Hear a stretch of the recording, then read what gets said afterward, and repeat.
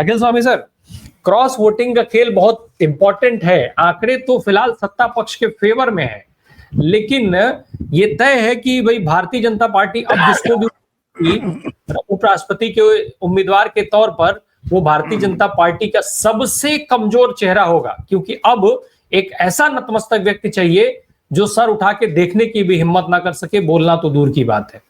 वहीं इंडिया गठबंधन से जो भी उम्मीदवार आएगा, जिससे तय माना जा रहा है कि इंडिया गठबंधन उम्मीदवार देगा, इंडिया गठबंधन से जो उम्मीदवार आएगा ये तय है कि बेहद मजबूत चेहरा होगा, बहुत ही धाकड़ चेहरा लेकर के आएंगे। ऐसे में ये जो भाजपा के सांसदों में बैठा हुआ डर है, क्या वो क्रॉस वोटिंग तक ले जा पाएगा उनको? अखिल सर। जय संविधान। देखिए राम प्रकाश जी, इसको मैं क्रॉस वोटिंग नहीं कहता, यह है अंतरात्मा की आवाज पे वोटिंग। और जो इंदिरा जी ने एक बार नारा दिया था, अंतरात्मा की आवाज पे वोट करो। देखिए आज के तारीख में ये मैं आप बताता हूं, पहले 4-5 दिन पहले जो मैंने कहा था, मैं उस शब्दों को वापस लेता हूं। और अब मुझे लगता है कि इस बार का उपराष्ट्रपति विपक्ष का होगा। अगर सत्ता पक्ष भी कैंडिडेट देता है और विपक्ष भी देता है तो जीतेगा विपक्ष का कैंडिडेट, ये पक्की बात है। भारतीय जनता पार्टी के 45 सांसद जो कांग्रेसी पृष्ठभूमि के हैं, उनकी इंटरनल मीटिंग में, गुप्त मीटिंग में ये डिसीजन हो गया है कि इस बार वो अंतरात्मा की आवाज पे वोट करेंगे।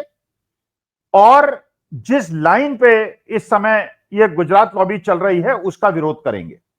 देखिए जनता दल यूनाइटेड के सांसद ने, गिरधारी यादव ने जिस प्रकार का स्टेटमेंट दिया और खुलेआम दिया, उन्होंने कहा पार्टी की लाइन कुछ भी हो, मैं तो एक सांसद हूं और ये मेरा कर्तव्य है कि इस बात को मैं उजागर करूं। जनता दल यूनाइटेड के एक विधायक ने जिस प्रकार से कह दिया कि हम बिल्कुल, ये एसआईआर जो हो रहा है बिल्कुल गलत है, बिल्कुल फर्जी है। आज आपने एक सूचना देखी होगी, ये घटित होती हुई घटना देखी होगी। पप्पू यादव आरा के एक गांव में घूम रहे हैं, लोगों से बातें कर रहे हैं, कुशलक्षेम पूछ रहे हैं। मिट्टी कटती है, लगातार गांव डूबता जाता है और बड़ी मुश्किल से 10 फीट दूर तक जो जमीन है और मकान है वो पप्पू यादव को भी लील जाता। और ये पप्पू यादव ने कहा, जो लोग कह रहे हैं कटान नहीं हो रही है और बिहार के गांवों की क्या स्थिति है, वो आरा के अंदर लोग देख सकते थे। 20-20 हजार रुपए पप्पू यादव ने, जो सत्ता पक्ष में भी नहीं है, जो सरकार में भी नहीं है, जो मंत्री भी नहीं है, उन्होंने 20-20 हजार रुपए जिन जिन के मकान टूटे हैं उनको दिए। और उन्होंने कहा तुम्हारे खाने पीने की व्यवस्था, तुम्हारे रहने की व्यवस्था 3 महीने तक मेरी जिम्मेदारी है। यह होता है नेतृत्व गुण। राहुल यादव आज अशोक विहार के अंदर गए और जो झुगी हुई वो हैं झोपड़ियां, जिनके लिए मोदी जी ने इलेक्शन के पहले कहा था जहां झोपड़ी वहां मकान, जहां झुग्गी वहां मकान, और वहां पे जाके लोगों को आश्वासन दिया था, उनके घर पे रुके थे, उनके वोटों को लूटा गया था। मोदी जी नहीं गए वहां, अमित शाह जी नहीं गए, भारतीय जनता पार्टी के कार्यकर्ता नहीं गए, राहुल गांधी अशोक विहार के अंदर गए और वहां जाके जैसे लोगों के आंसू उन्होंने पहुंचे। तीसरी बात आप देखिए, भागीरथ जो वो हैं, जो दशरथ मांझी के बेटे हैं, और जब राहुल गांधी उनके यहाँ गए थे और उनकी झोपड़ी को उन्होंने देखा था तो भागीरथ मांझी कह रहे हैं कि उनके कंधे पे उन्होंने हाथ रखा था और उसी समय निर्णय ले लिया था कि इनके लिए पक्का मकान बना के दूंगा। पक्का मकान दशरथ मांझी का बनना शुरू हो गया है। आपने सुल्तानपुर में एक मोची के यहाँ जहां राहुल गांधी बैठे थे, उनको कम से कम 50-60 हजार की मशीन देके उसके जीवन को परिवर्तित करने का प्रयास हुआ है। देखिए आज के तारीख में देश की केवल ये चुनाव आयोग, ये केंचुआ जिस प्रकार से देश के लोकतंत्र और संविधान का हनन, हत्या करने के लिए तैयार है, और आज एक अधिसूचना और उन्होंने जारी की है कि हम इसको पूरे देश के अंदर कराएंगे।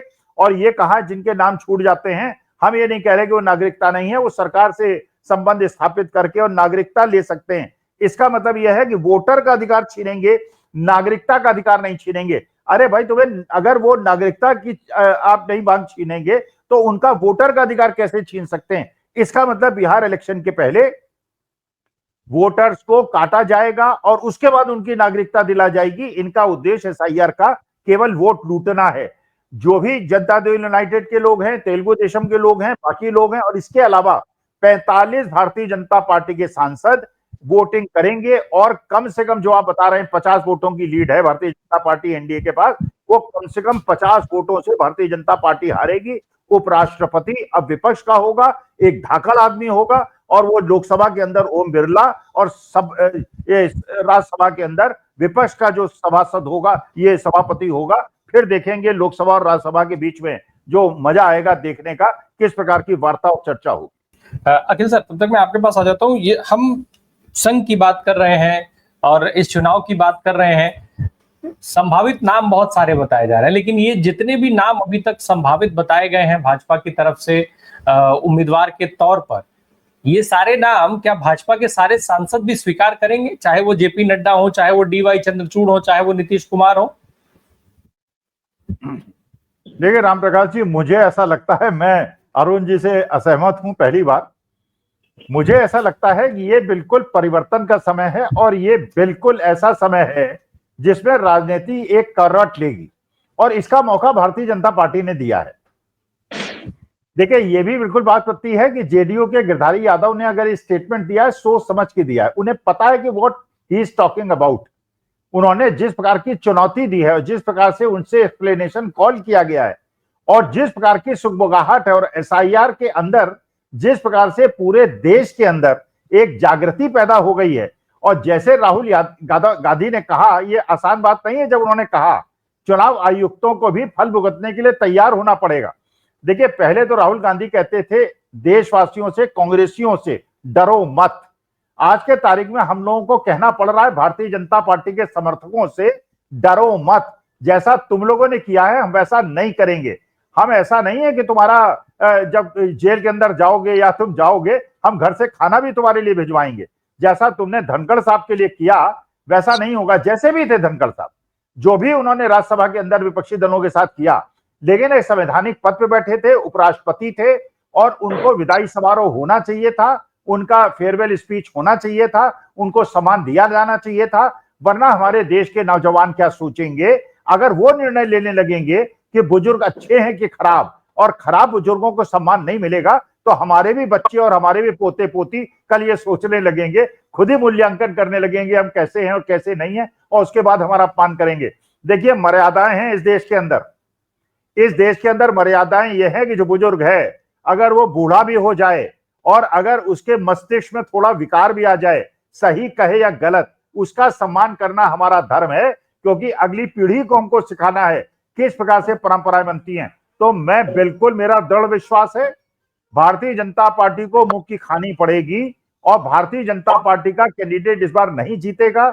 और ये देखिएगा, इतना बड़ा परिवर्तन 3 महीने के अंदर होने वाला है। हो सकता है हमको दिवाली समय से पहले मनानी पड़े, 1 महीने बाद मनानी पड़े, 45 दिन के बाद मनानी पड़े, लेकिन दिवाली में मनेगी और अच्छी दिवाली मनेगी, खूब खुशहाली होगी, खूब पटाखे बजेंगे। और ये भी हम आश्वासन देते हैं, जिन लोगों ने 11 साल हम लोगों को गालियां दी हैं और परेशान किया है, हम उन्हें गालियां नहीं देंगे, उन्हें परेशान नहीं करेंगे। एक फूल का गुलदस्ता उनको देने जाएंगे, और मैंने भी डिसाइड किया है भक्तों में मिठाई बांटूंगा। चाहे ये कहूंगा कहीं चिढ़ के मुझे पिटाई ना कर दे, लेकिन मिठाई भक्तों को जरूर खिलाऊंगा।